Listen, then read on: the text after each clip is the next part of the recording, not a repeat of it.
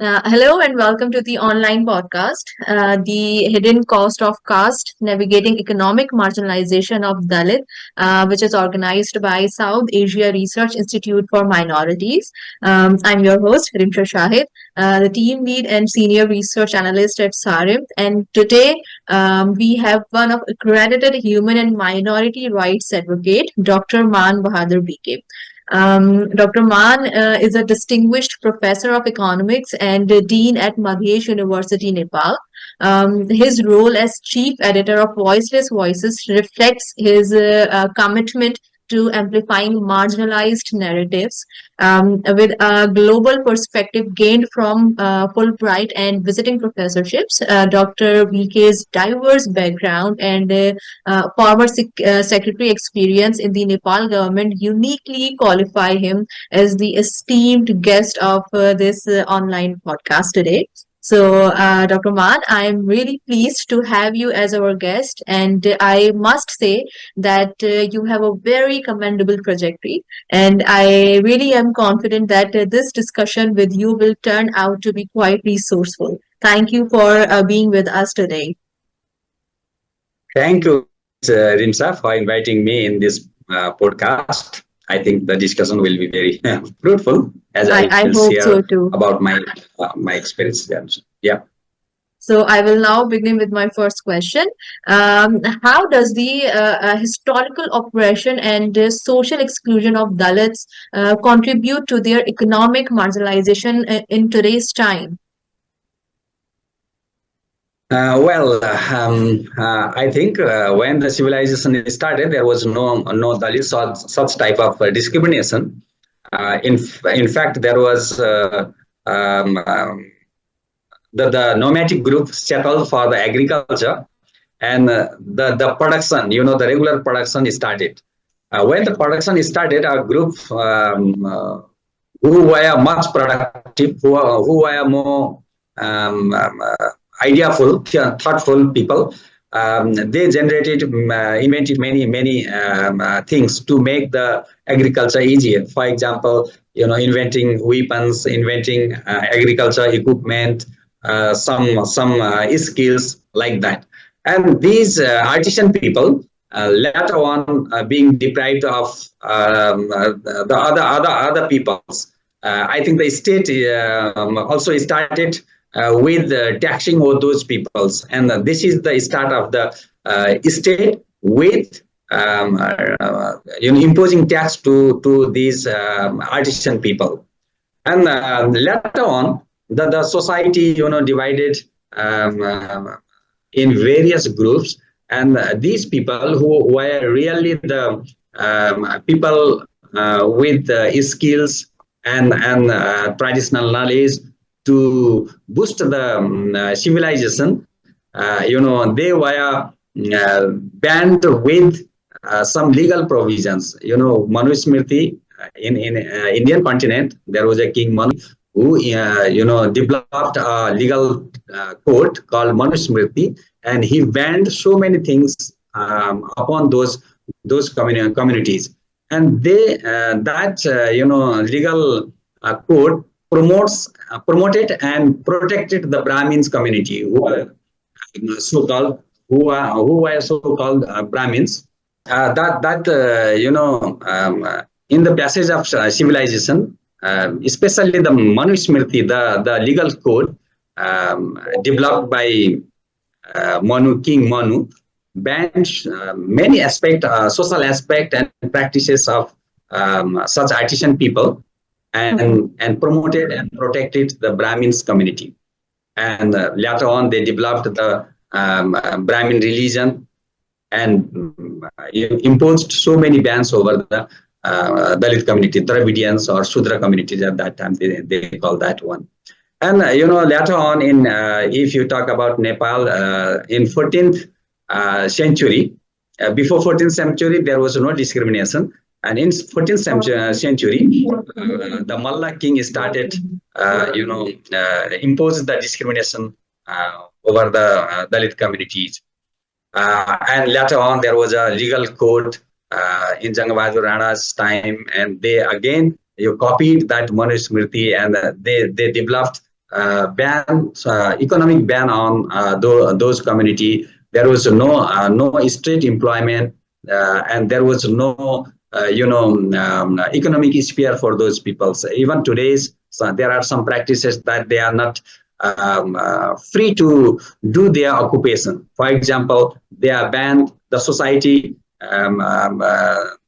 imposed the bans over the farming. They cannot start the restaurant. They cannot start the hotels and such type of business. They are underpaid.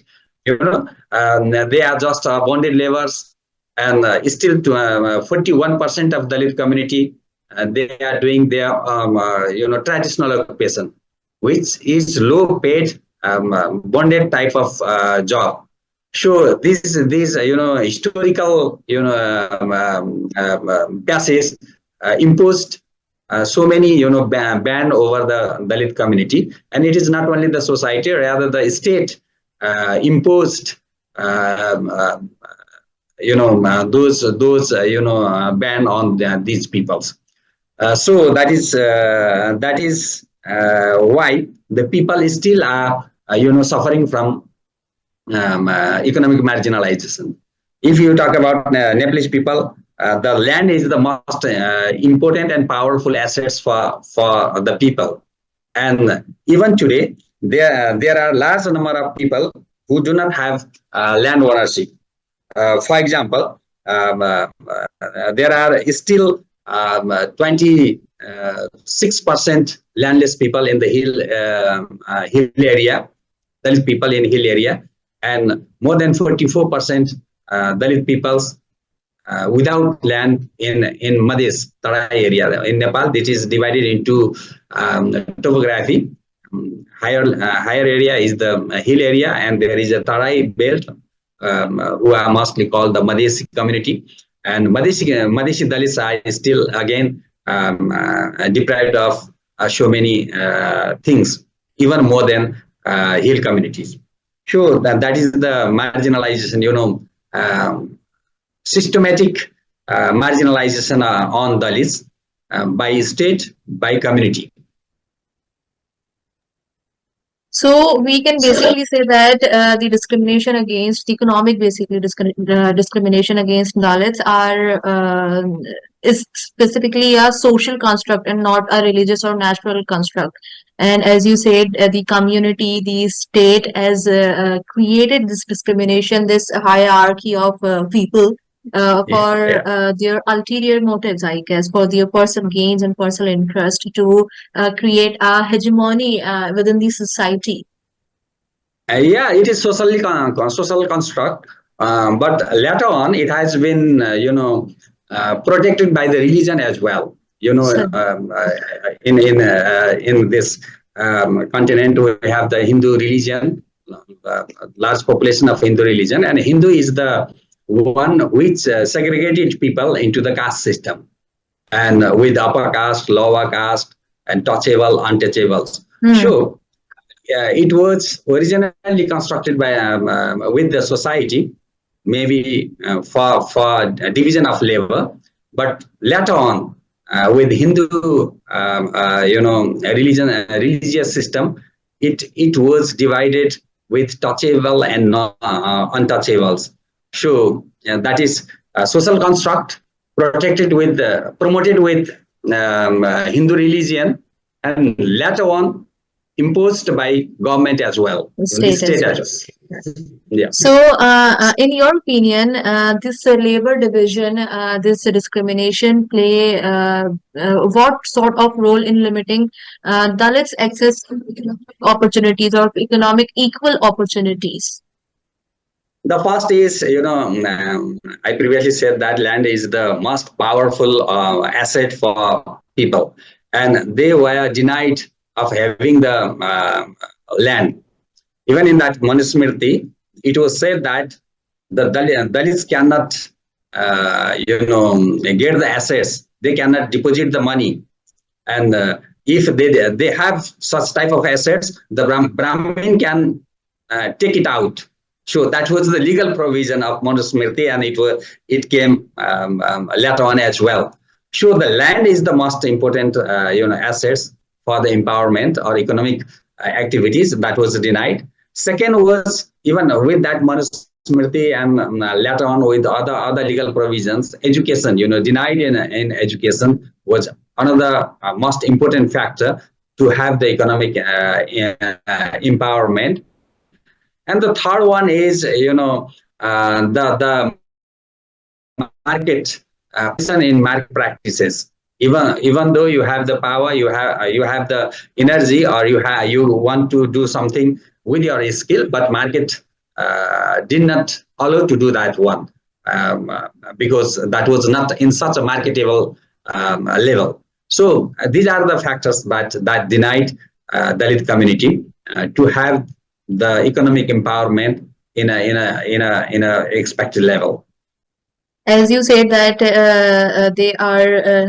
they have limited opportunities towards land and education. I really uh, feel that education is a must need for any person to like succeed or to to get access to other opportunities as well. And if they are limited in getting education, equal opportunities in education, it's really saddening, right?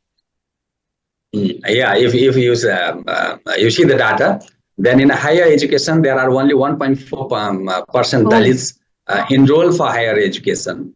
oh, If you see the demography, Dalits are 13%, more than 13%. But okay. the participation of Dalits in The higher enrollment education is is just not too low, 1%. right? The enrollment is too low. Yeah. So when there is no education, then how can they build their livelihood, or they can empower their economic empowerment? So education is the must, and which gives the higher return. In a longer term, not in immediate term, but in a longer term, investment in education has the higher return, but they are denied having the education, and there is no special provision for these people. And if you see the out of school children, then the larger number is from Dalit community, and it is also because there is again a systematic denial. For example, in Nepal, you need to have a birth registration to go to the school, to enroll in the school. But in a community, there are large number of Dalit children who do not have birth registration, or there is again a problem in having the birth registration. There are so many, procedural, barriers to have the birth registration. In that way, there is a systematic denial in education from very beginning.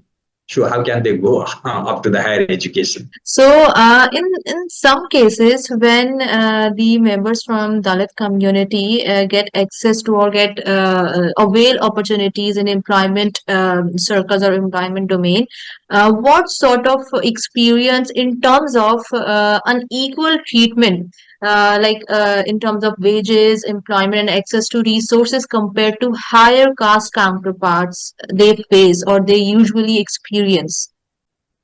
The first thing is, Dalit community, they do not, enjoy the freedom of, choosing the occupation.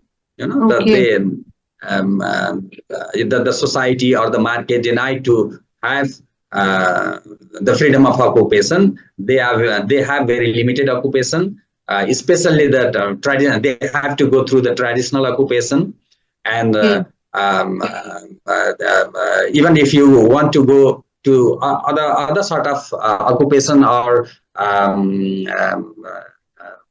business, and there are so many hindrances or barriers for registration.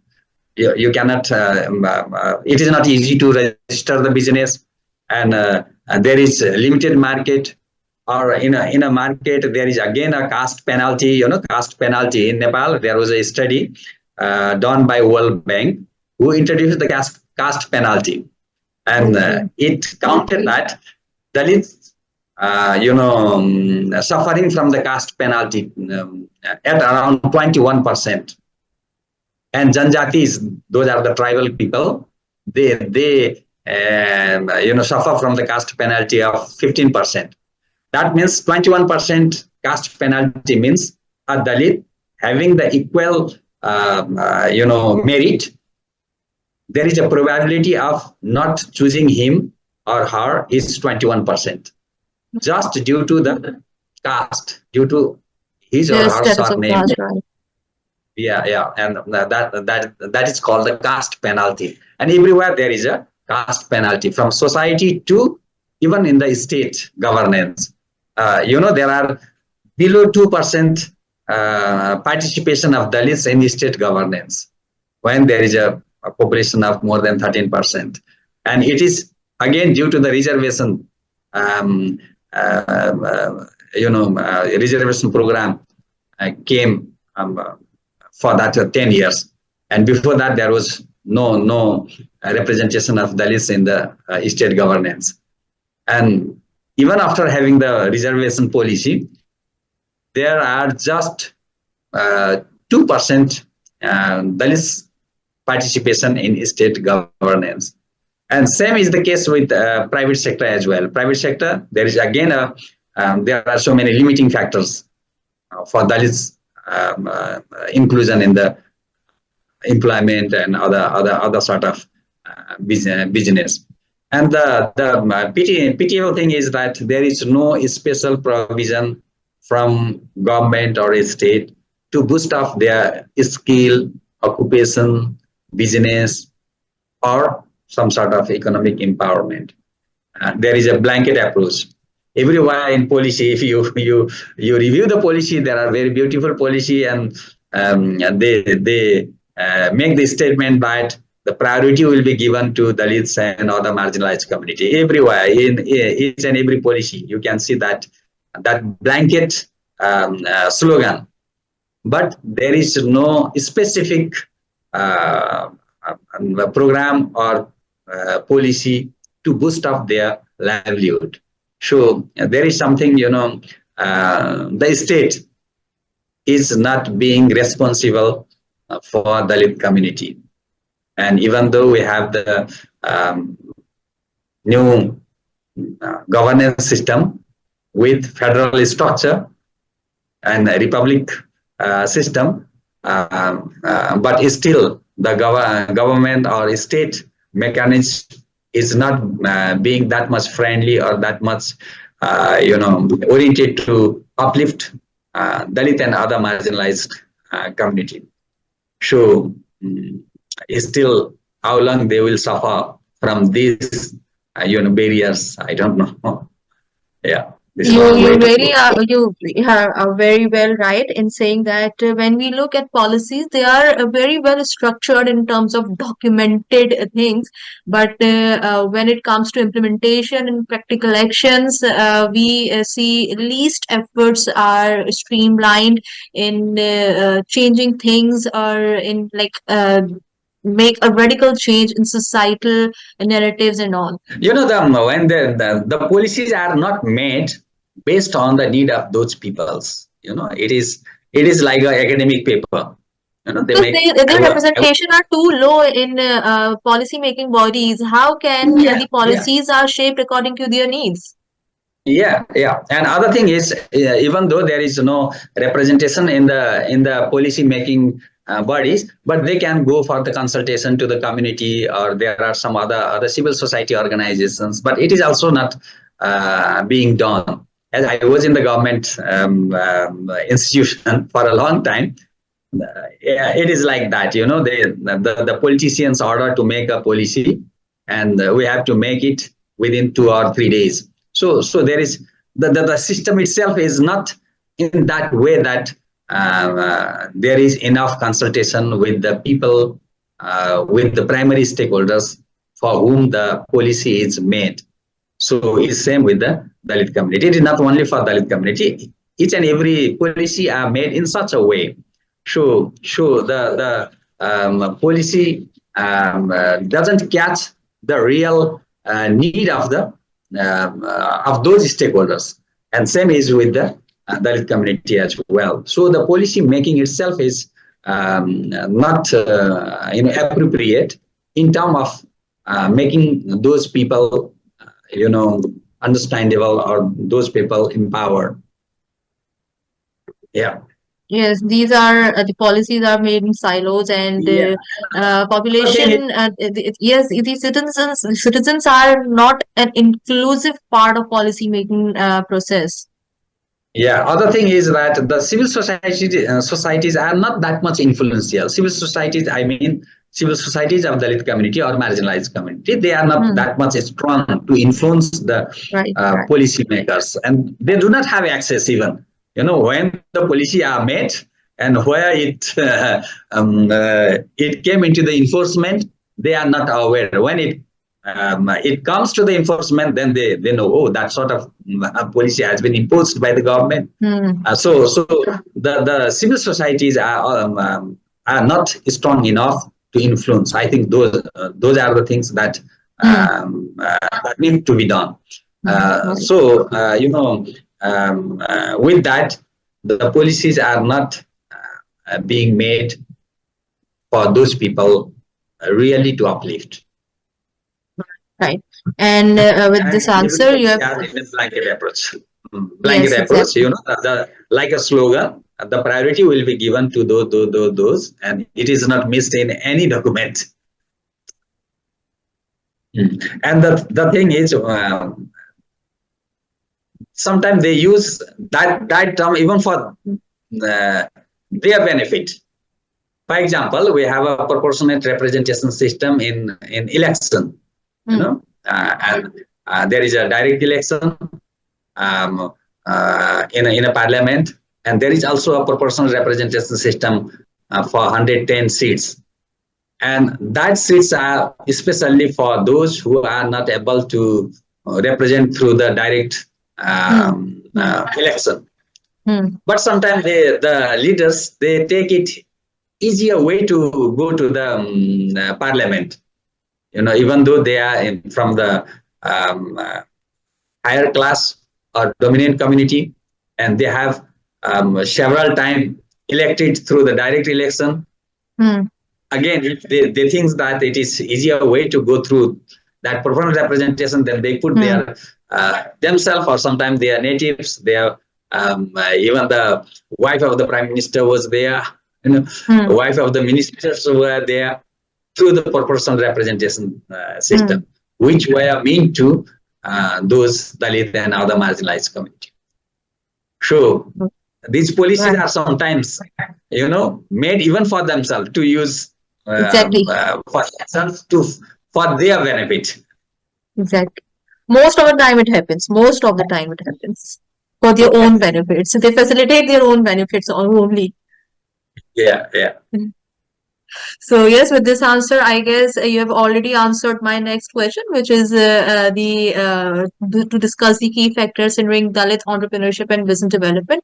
As you said that the community has limited access to education, the untouchability narrative with M, and the limited resources and employment sectors, and they sometimes, oftentimes, they do not have their own choice of choosing their profession. So, do you think that there are certain other factors in hindering Dalit community in starting their own entrepreneur or business development? Yeah, the other thing is, the confidence level has been very down since the Okay, since the time, a long time. The Dalits have been very much deprived since long time from their ancestors. They lost their confidence, and right. regain the confidence is very hard. The image or identity has been made very much negative, and they are denied everywhere. That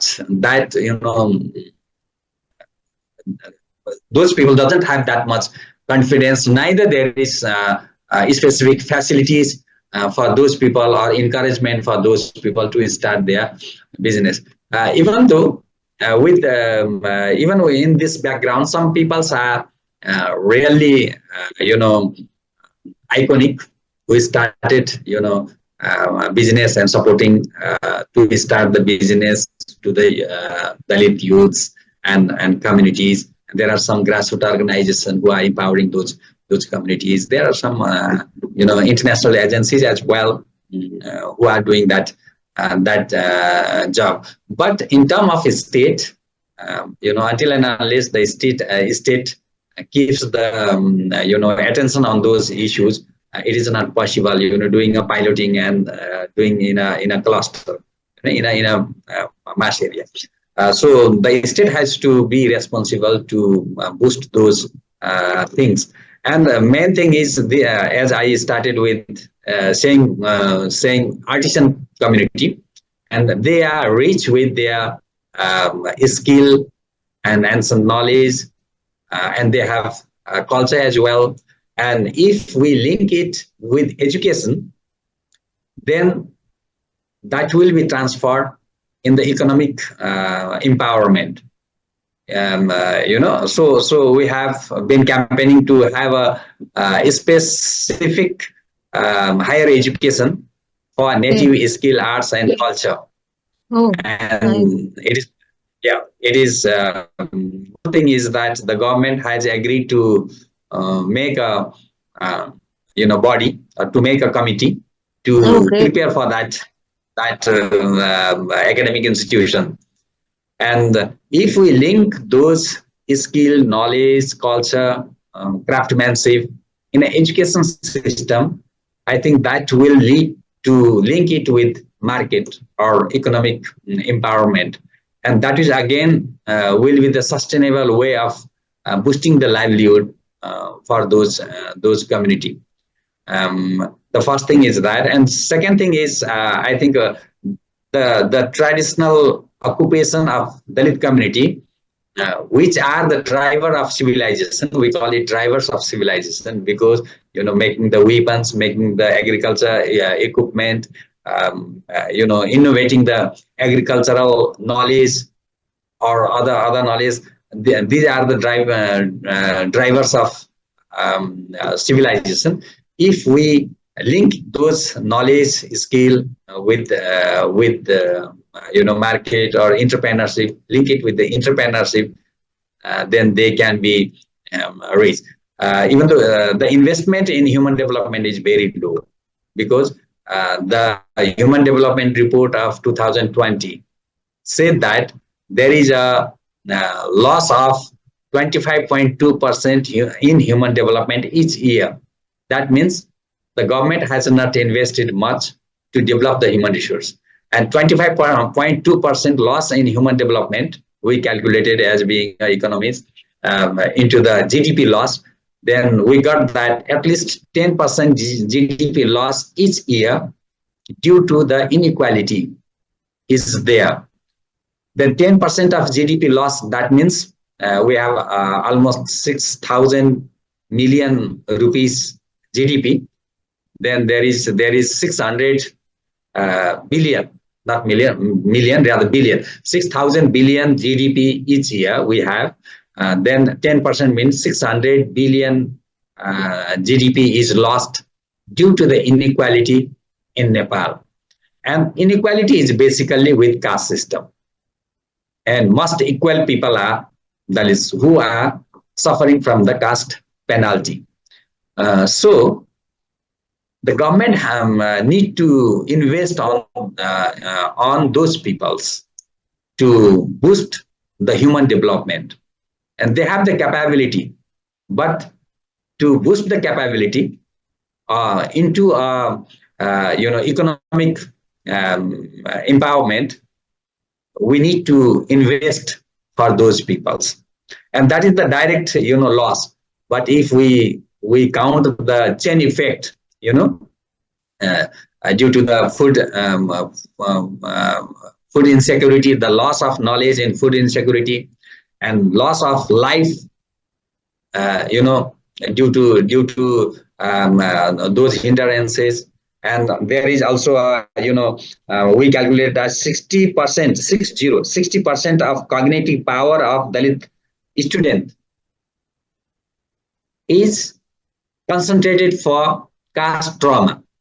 They need to think on whether I will get the room, whether I will be discriminated wherever I go, whether there will be a discrimination in college or discrimination in school.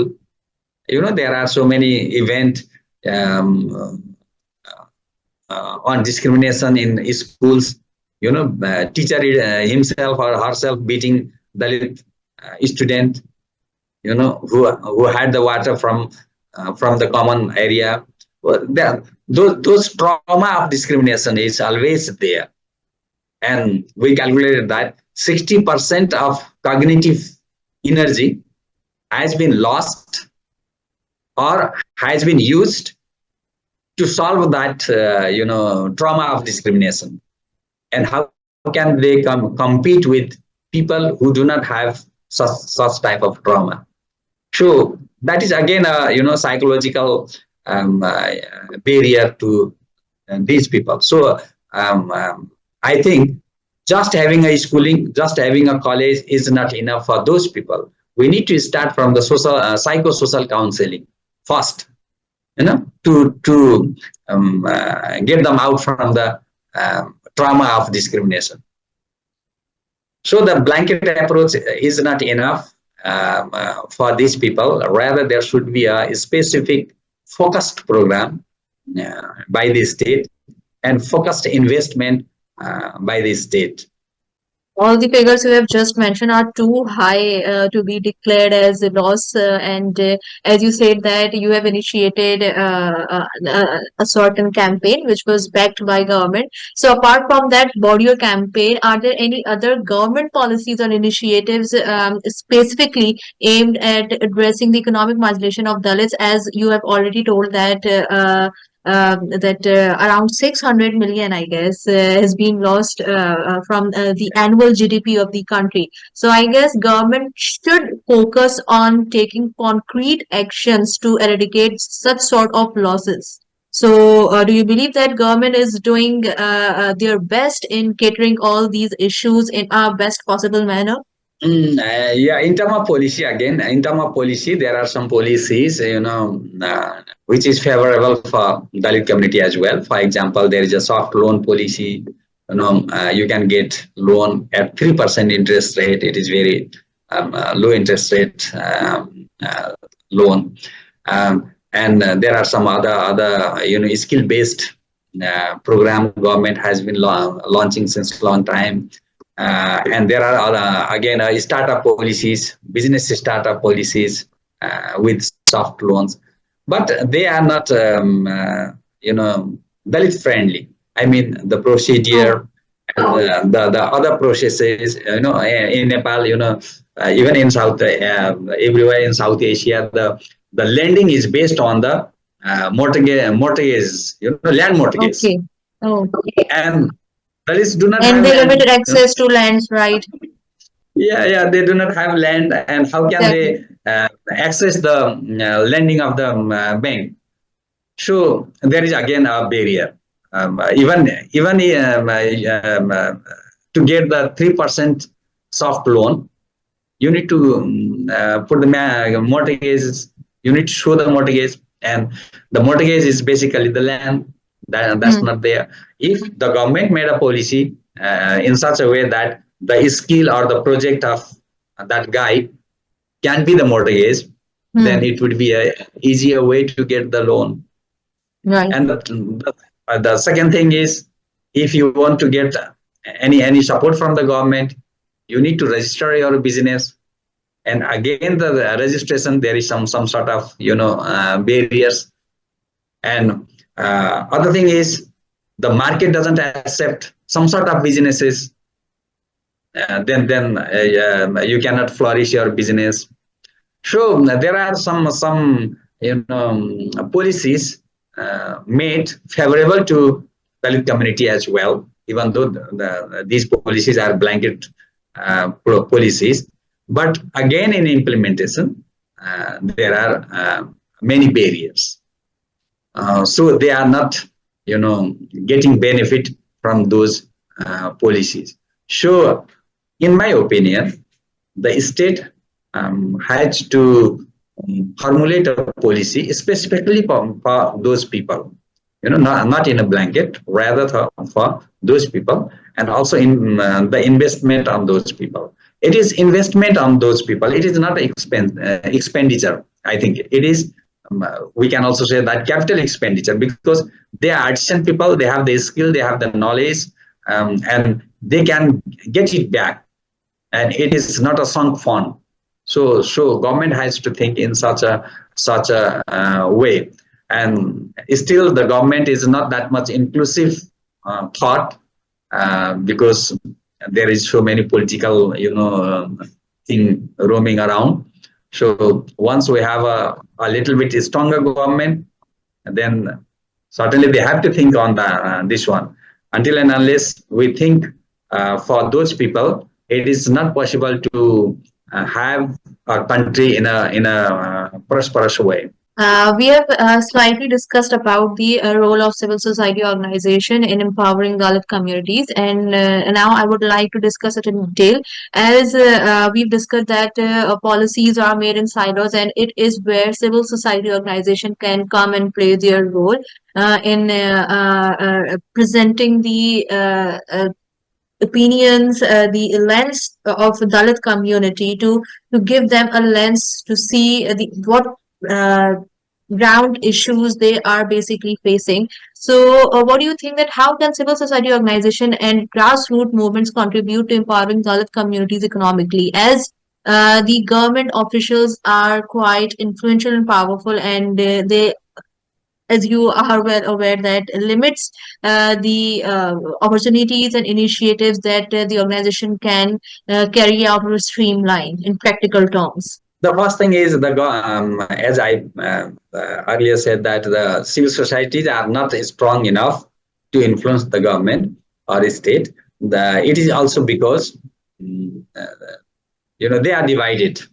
The civil societies, even though Dalit issue is an issue which can be combinedly move ahead, but the civil societies are divided in so many factors.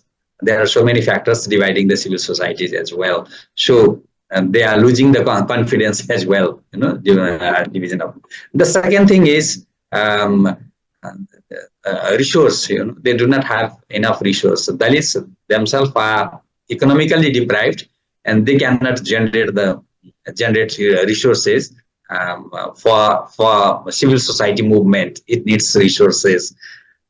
And the third is, there are international agencies, but the access, Dalit, civil societies accessing to international agencies is very poor. It is again, it is bidding system. There is a call, and they have to write proposals, and that thing is lacking with those people, because they do not have professional experiences, doing all these things.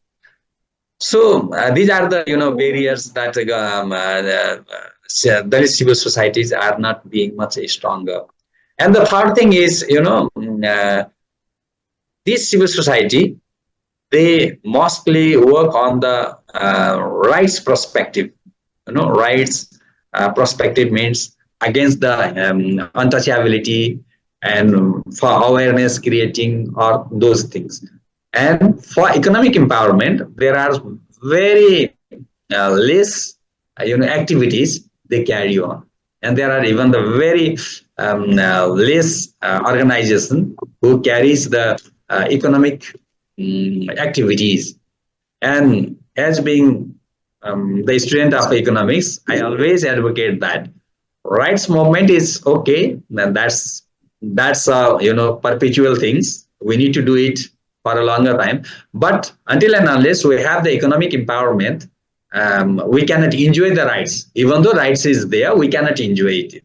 So to have the full-fledged enjoyment of rights, first we need to build our economic base.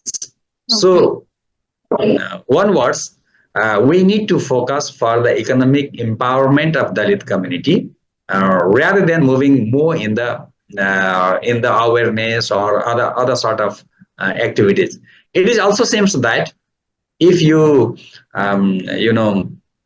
ask government or other people to support for the awareness, they are agree to give some sort of money or some sort of resources. But if you want to have some sort of economic activities, then it is not possible to get from those people or the state as well. It seems that they also want to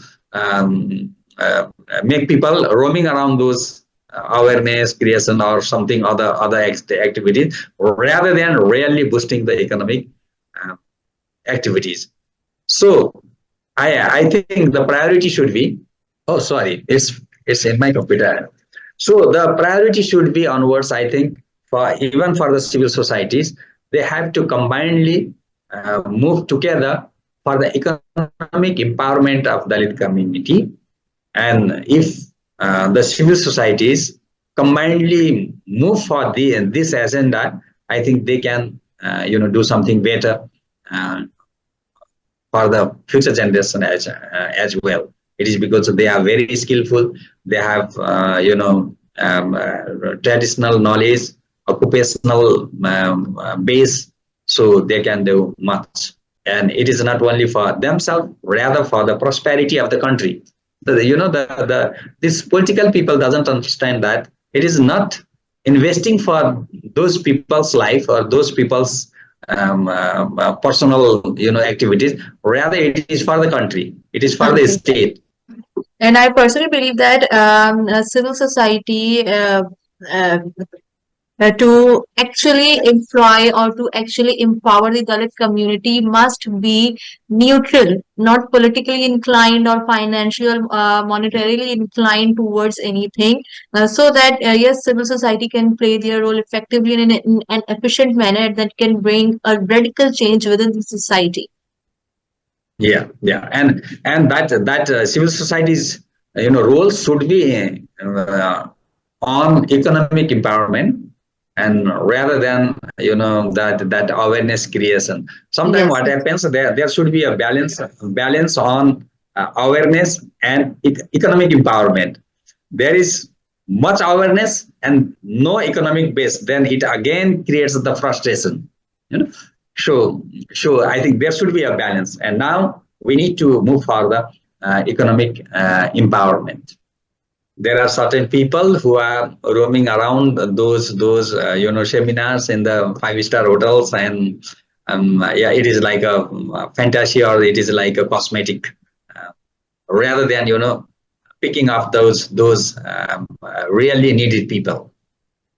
far from reality, far from the real issues that people actually faces in today's world. So yes, I was looking at the questions, and almost the next three questions have already been answered by you, which was about Okay. the role of education and financial resources and all. So I would now like to jump to the last question quickly. What can be done at both the local, national, and international level to promote economic justice and inclusion for Dalits? As you have already discussed that within a country, civil society organization must take their role actively in creating a transformative change. But how can international organization can be streamlined in this process? Yeah, very appropriate question. I think the international agencies now onwards need to focus on economic empowerment rather than other sort of activities, as we said, that cosmetic activities. That is the first thing that international agencies should focus on. The second thing is, as Ambedkar said, wherever the Hindu people moves, there is again the discrimination is there, and the discrimination based on caste is being global nowadays. Due to the migration, everywhere these people are there. Brahmin are there, and together Dalits are also there. And there is again a discrimination in America, in UK, and in Australia, and the same situation is there. So this movement is now not limited to South Asia or Nepal. Rather, it is being the global one.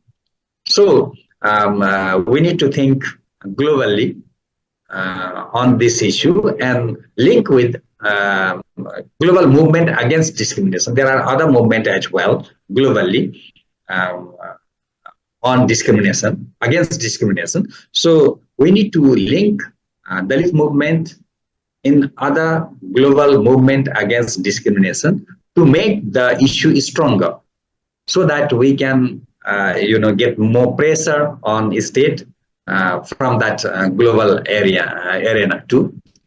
And third is, there are some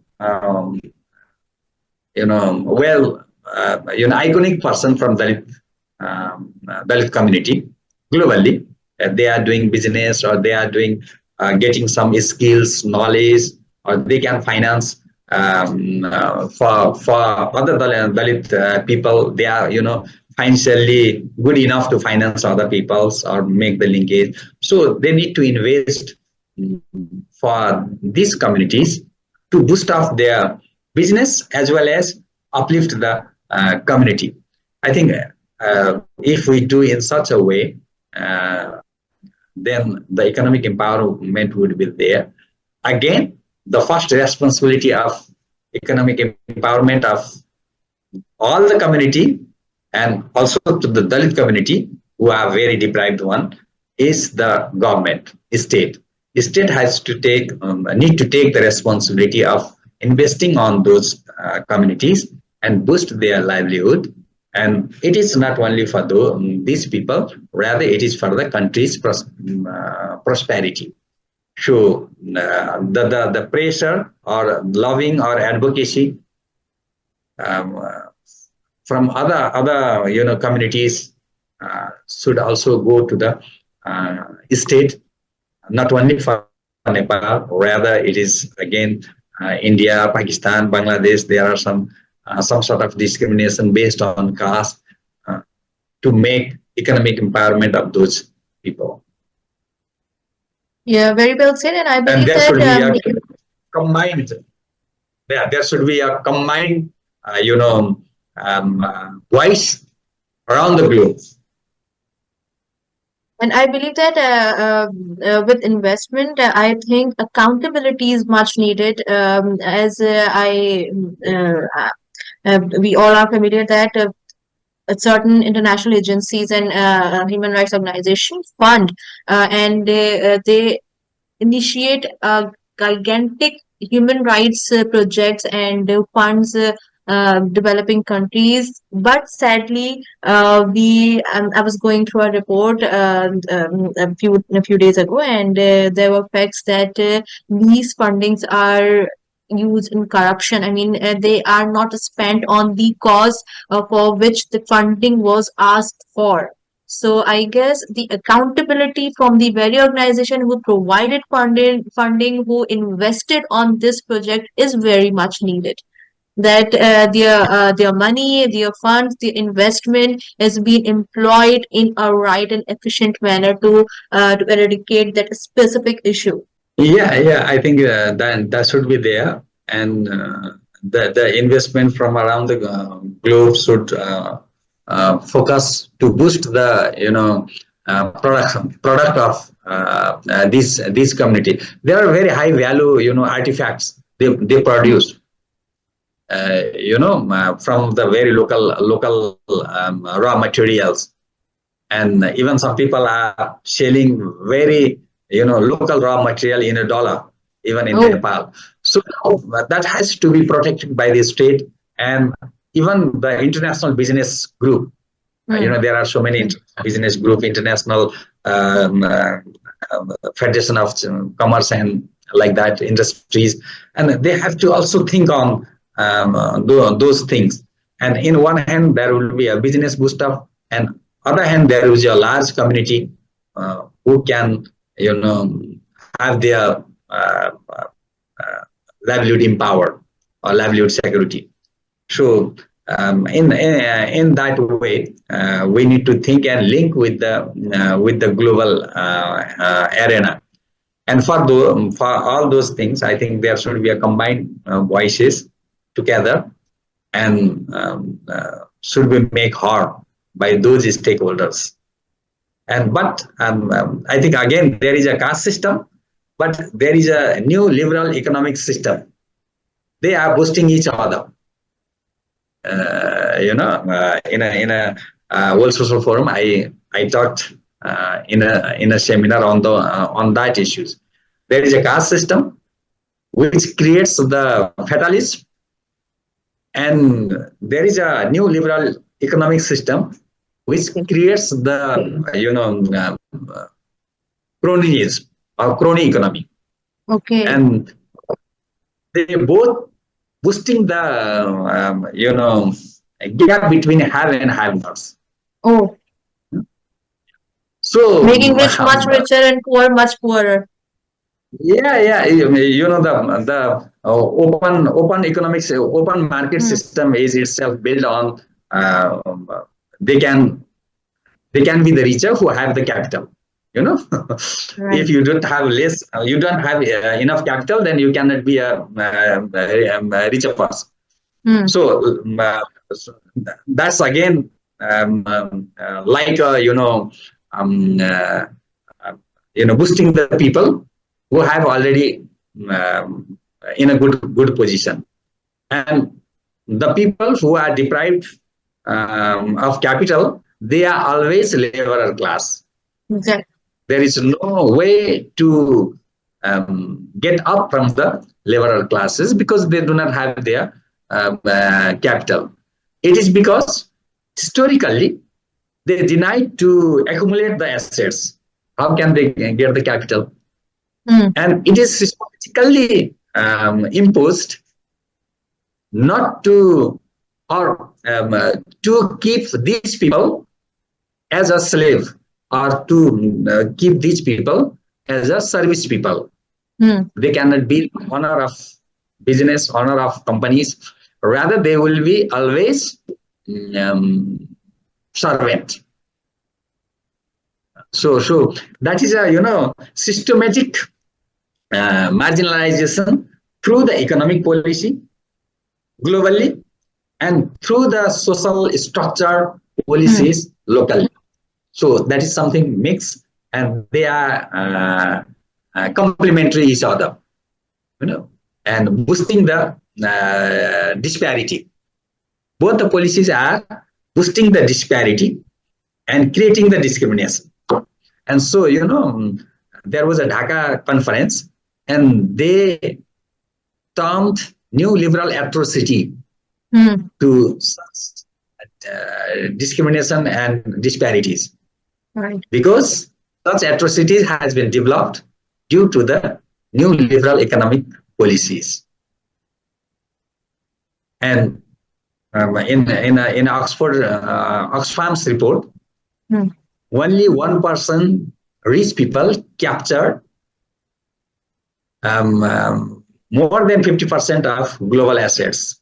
Okay. And 99% has to remain with less than 50% global assets. And how, a big gap is there.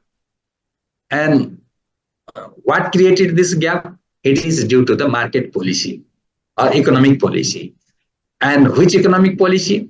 It is obvious that we are all, suffering from the new liberal economic policy in this modern age. So that new liberal economic policy is one that is, supporting, keeping the caste system intact. And so I did my postdoc research in America. Then with my professor, we developed a system of not a new liberal, rather there should be a protective liberalism. Protective liberalism economic policy. That means the policy not the people having more capital getting the more richer. Rather, there should be a protective approach to a marginalized community who can raise their asset and can be can have the capital to make their business. Okay. The protective approach is very wider one, protection of planetary health, protection of environment. Green economy is there, greening the our sustainable life, or greening the planet. And yeah, there are so many things within that protective liberalism. Sure. After COVID 19 pandemic, the global economy is going towards the protective liberalism. Okay. Even the capitalist country, America, they also started supporting or protecting to marginalized community. For Oh, example, they provided the cash coupon for those who lost the job in during the COVID-19. That is hmm. an example of protective liberalism. Sure, not leaving market open. Rather, there should be some sort of protective regulation to boost the people who are in the bottom. Yeah. So I think there are so many things with this, uh, system of deprivation, system of marginalization. So to break that chain, to break that chain, as I said, that 99% people are, confined on some sort of chain imposed by this open market system. And to break that chain and come out of that boundary, there should be a modification and economic policy. So one may be the protective liberalism, or there should be some other things which really looks after those people who are at the bottom. So the economics should not be the economy of money. Rather, there should be a human economy, economy of human. So nowadays that market economy, it is basically for money economy. But there Okay. should be a human economy Right. to bring all human together, rather than segregating human in a small groups. It That's sounds a what. great term, human Uh, economy. okay. Yes. Uh, So yes, it's two that o'clock. was it. Any further comments or message you would like to give in the end? I think we most of the things we cover, and you raise those issues. And again, I am here also advocating that we need to go for economic empowerment first, and for that, education first should be the forefront activities. As Ambedkar said, to educate, stronger and organized. So we need to go with that one. And the most important thing is influencing government or state to think on those peoples. And they are thinking that it is only the social issues. And we always say that I always say that it is not only the social issues, rather it is economic issues, Hmm. and it is linked directly with the prosperity of the country. So investing on those people is not investing on their individual life, rather it is investing on uh, country's prosperity. So that has to be, advocate And to I the think state. everything And indirectly, directly or indirectly, is linked with economy. yeah. Sure. Um, as I formerly refer that report, 25.2% loss in human development due to the inequality. That means it is directly linked with the economic loss. But the people, So people need to accept those things. It is just the social construct, or it is just cultural, or it is just the inherited practices, or it will go out gradually. Don't haste. Time will take it.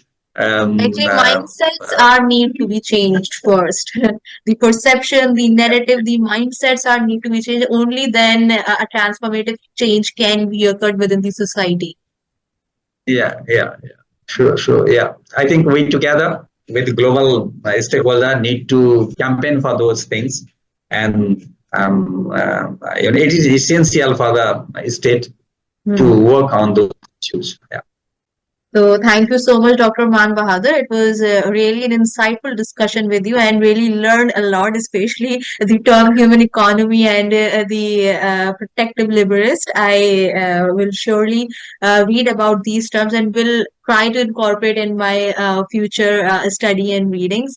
Thank you so much for being with us on this platform. Okay, Ripalji, I also enjoyed this discussion and also learned many things from you. And I don't know whether I could cover the things you expected or not. I don't know. You covered all of the things in a very informative manner. Okay. Thank you. Thank Thank you you so so much. much. Thank you.